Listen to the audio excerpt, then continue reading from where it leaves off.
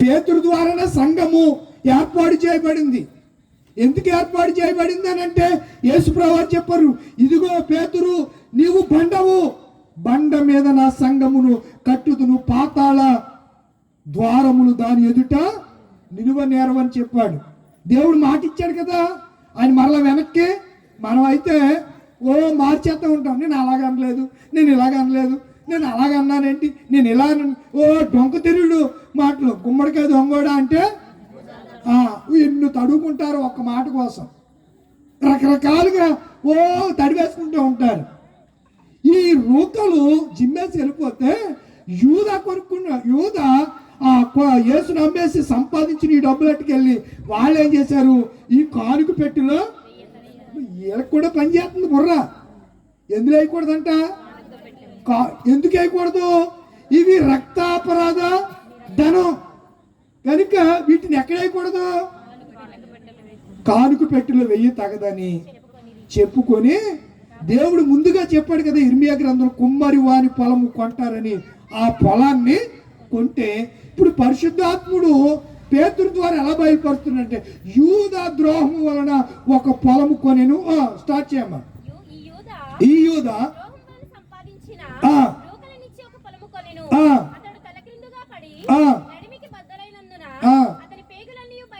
ఎలా పడ్డాడంట, ఉరేసుకున్నాడు.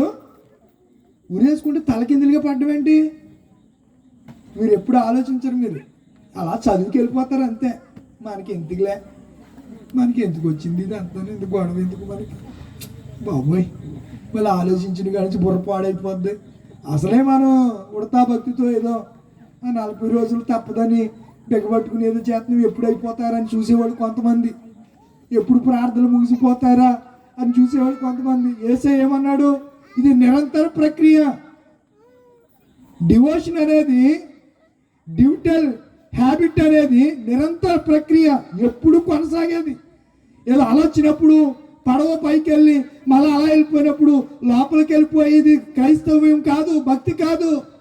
క్రైస్తవ్యము నిరంతరము క్రీస్తుని కలిగి ఉండి చేసేది.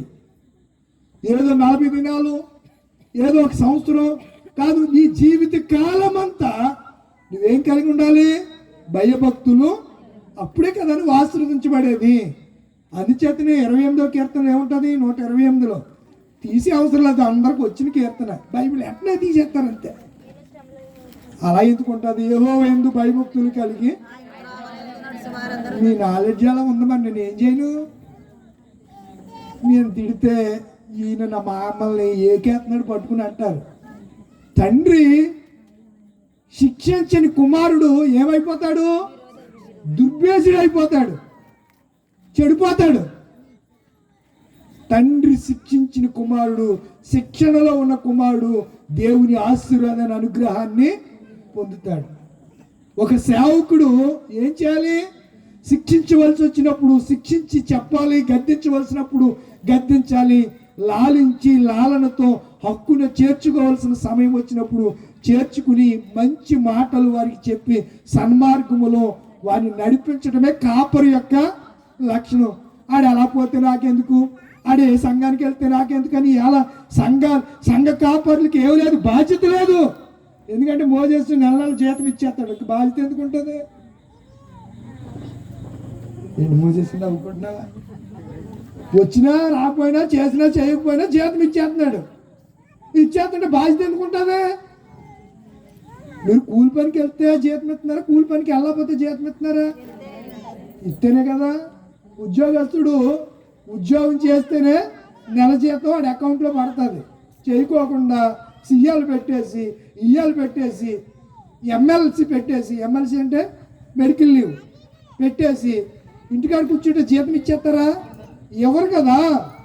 ఈరోజు సంఘ కాపరులు సంఘము పట్ల బాధ్యత లేకపోవడానికి కారణం జీతగాళ్ళు అయిపోయారు వాళ్ళు. జీతగాడు కాపరి కాడు గొర్రెలను లక్ష్య పెట్టడు. తోడేలు ఒక్కని చూసి నాకెందుకు బాబు ఇంకో ఊర్లో వెళ్ళి సేవ చేసుకుందామని ఈ సంఘాన్ని విడిచేసి వాళ్ళకి మళ్ళీ వెనక్కి కూడా తిరగడం. ఎప్పుడన్నా అమ్మ రమ్య బాగున్నావు అని కూడా పలకరించడం, పలకరిస్తే మళ్ళీ లేనిపోయిన గొడవ. ఇలాంటి కాపర్లు ఇస్కరియోతి, యూదా లాంటి నయవంచకులు, లేకపోతే ఆత్మ వంచన చేసుకునే వాళ్ళు నేటి సొసైటీలో ఎక్కువైపోయారు. ఈ యూద పొలం కొన్నాడట ద్రోహం చేసిన రోగులు ఇచ్చి. మీరు కంపేర్ చేసి చూసారో లేదో, మత్తయి గారు, మార్కు గారు, లూకా గారు ముగ్గురు యాజకులే కొన్నారు అని రాస్తే, కొన్నది యాజకులని ఎవరికి తెలుసు? పేతురికి కూడా తెలుసు కదండి. పేతురే కదా కూడా ఉన్నాడు. ఎప్పుడు సిలువేసినప్పుడు కూడా అక్కడే ఉన్నాడు.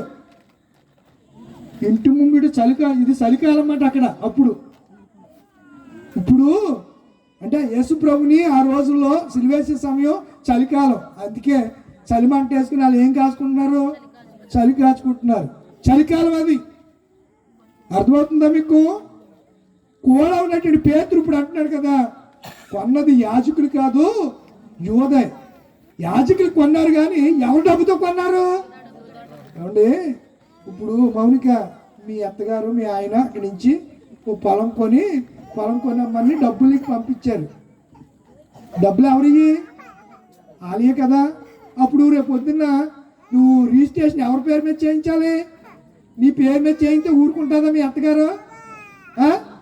ఇంట్లోంచి వెళ్ళగొట్టేద్ది నిన్ను, ఇంకే మామూలుగా ఉండదు మరి. అవును కదా, మనం ఆలోచించేద్దాం ఏం చేస్తారు. అందుకని డబ్బు ఎవరిదైతే అంటే ఇది లోకానుసారమైనటువంటి పద్ధతిని పరిశుద్ధాత్ముడు పేతురికి బయలుపరిస్తే యూదాయే డబ్బుతో కొన్నారు. కానీ ఆ పొలం ఎవరిది? యూదాది. ఆ కుమ్మరివారి పొలం ఎవరిది? యూదా డబ్బుతో కొన్నారు. కొనుక్కున్నవాడు ఏమైనా, సంపాదించుకున్నవాడు ఏమైనా తినటానికి ఏమైనా ఉందా? నేను మాట చెప్పి మీరు చెప్పలేదని నేను అందులోకి నేను మర్చిపోయాను అనుకుంటున్నారా? ఏం చెప్పాను? ఎందుకు పడ్డాడు మోజే చెప్తాడు. ఇప్పుడు నేను చెప్పట్లేదండి, బైబిల్లో ఉన్నమాట. నేనేం కల్పించి ఇప్పుడు ఈ వర్తమానం కోసం దాన్ని నేను అక్కడ పెట్టేసి ప్రింట్ చేసేసి అది చదవండి మీకు బైబిల్లో ఇవ్వలేదు. నేను తలక్రిందులకి ఎందుకు వెనక్కిపోయాడా? తలక్రిందులు అంటే ఎలకెత్తలు అంటే వేరు, తలక్రిందులుగా అంటే వేరు. కొమ్మిరిగిపోయిందా? కొమ్మిరిగిపోయింది, అమ్మిరిగిపోయింది. ఎందుకు పడ్డాడు? ఆడు 6 అడుగుల మనిషి. ఎవరు? ఇస్కరియోతు యోధ, అజానుబాహుడు. అంటే గొలియాత్ అంత కాదు కానీ బలిష్ఠుడే. ఎవరు? యోధ. ఈయన మామూలుగా మరి ఒక మామూలుగా హైట్లో ఉన్నాడు అనుకో, నేలకి కాళ్ళు అంత చచ్చిపోతాడా? తాడు బిగిస్తుందా? మీరు చూడండి, ఉరేసుకుని వాళ్ళందరినీ ఫోటోలు చూస్తారు, ప్యాన్కి వేసుకుని వాళ్ళు మీరు చూడండి. దీని మీద ఎక్కి వేసుకున్న తర్వాత చావాలనుకున్నవాడు ఏం చేస్తాడు? దీన్ని తన్నేస్తాడు కదా. వీడు ఉరేసుకుని ఈ తన్నే క్రమంలో వీడు పల్టీ కొట్టేశాడు. ఎలా కొట్టేశాడు? పల్టీ కొట్టాడు, తల కిందగా పడ్డాడు. పడేటప్పటికి ఏమైంది? పొట్ట పగిలిపోయింది. అర్థమైందా? నేనేం కల్పించి చెప్పట్లా. డార్విన్ ఎవరు? యాపిల్కి భూమికి గురుత్వాకర్షణ శక్తి ఉందని చెప్పిన శాస్త్రవేత్త ఎవరు? న్యూటన్. Isaac Newton. ఆయన యాపిల్ చెట్టు కాడ కూర్చున్నాడు, ఇలా చూస్తున్నాడు. ఈ యాపిల్ గ్రావిటీ, గురుత్వాకర్షణ ఎందుకు భూమి మీద పట్టిందని అని ఆలోచించేయటం ప్రారంభించి అప్పుడు కనుక్కున్నదే భూమికి గురుత్వాకర్షణ శక్తి ఉంది అని. తోమా గారు భారతదేశానికి వచ్చినప్పుడు అక్కడ బ్రాహ్మణులు అందరూ కూడా సూర్య నమస్కారం చేస్తున్నారు. ఏ నమస్కారం? ఉదయమే పాపోహం పాపకర్మ అని మంత్రవచనం చేస్తూ నీళ్ళని ఇలా వేస్తూ ఉంటారు. ఇలా నీళ్ళు వేసి ఇలా 3 సార్లు ఇలా వదిలి ఓసారి ఇలా పైకి ఎగరేస్తారు.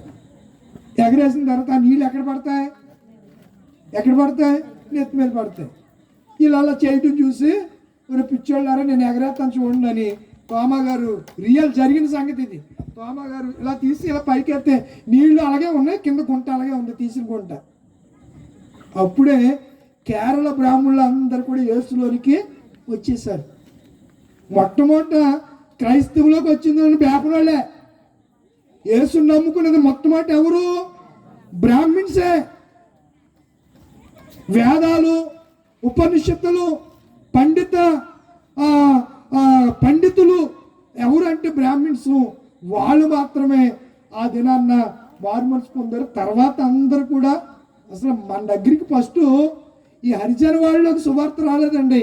మొట్టమొదటి సువార్త వెళ్ళింది వాళ్ళ దగ్గరికే, కోటలోనికి వెళ్ళింది. కోటోళ్ళు వద్దంటే పేటలోకి వచ్చింది. పేటలంటే మనవి, కోటలంటే వాళ్ళవి. అర్థమవుతుందా? కనుక ప్రియమైన దేవుని పిల్లలు ముగించుకున్నాను. ఆత్మ వంచన, నయ వంచన. మనం ఎలాంటి పరిస్థితుల్లో మనం ఉంటున్నాం ఒకసారి మనం జ్ఞాపకం చేసుకుందాం. మనం ఈ పరిస్థితి నుంచి బయటపడాలంటే యేసు వైపు చూడాలి.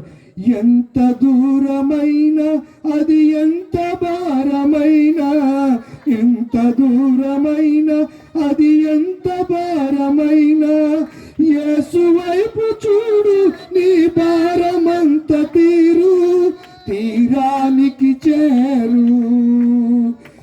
ఎంత దూరమైన నడచి